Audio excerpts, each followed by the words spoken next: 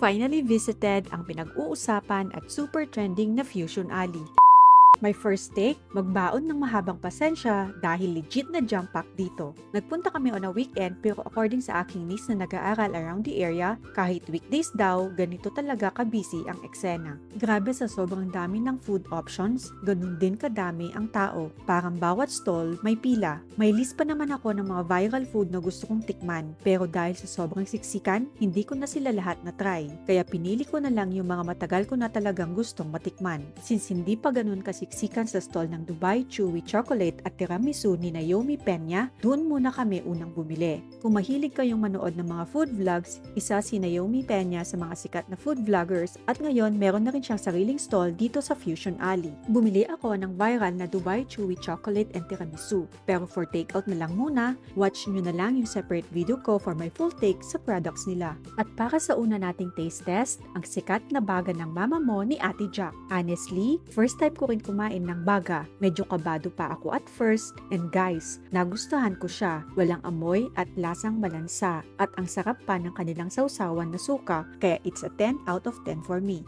Baga lang is first time. Baga. At kung medyo nasisingot na ang budget, dun na lang tayo sa mga free taste. Tipid hacks yarn! Sikat din itong si Mala Chris Brown sa kanyang ice cream dahil may kasama pang sayaw para sa kanyang mga fans, pero dahil madaming nakapila, hindi na kami nakigulo. Nagtitrending din ngayon ang Thai steak, kaya dahil mahilig din tayo dito, tikman na din natin. Thai steak, 100. Meron na siyang mashed potato, sweet corn. Malambot naman. Mag-Indian cuisine naman tayo at subukan natin ang kanilang panipuri na tig 10 pesos per piece. Sikat na Indian street food ang panipuri na may laman na mashed potatoes at iba pang ingredients. Tapos lalagyan ng kanilang signature sauce, crunchy sa labas, soft at juicy sa loob. At dapat isang subuan lang daw ang pagkain nito. Legit talaga kasi Indians mismo ang nagbibenta.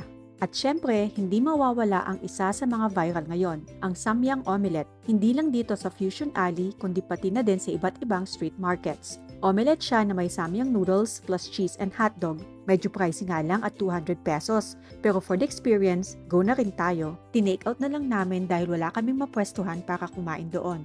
Feeling ko mas masarap pag mainit. No? Iinit kaya natin. What do you think? Bait ko muna, be. Gutom, yarn!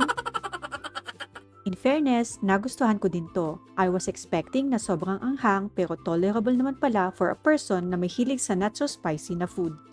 Cook na lang ang ano natin.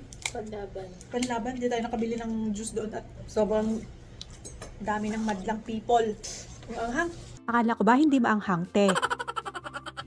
Tulad nga ng sinabi ko kanina, sobrang dami mong choices dito. May iba't ibang food stalls at meron din namang mga stalls na may sariling tables and chairs kung gusto mong umupo. Meron dito yung sikat na inihaw na pusit at isasawsaw mo sa kanilang unlimited na suka at sibuyas. Hindi din mawawala ang mga tusok-tusok. Meron din yung mga soft drinks na umiikot-ikot katulad sa Thailand. Hindi rin papahuli sa trend ang mini burger o burger slides. At alam nyo ba kung anong pinipilahan dito? Ang Ilocos Empanada.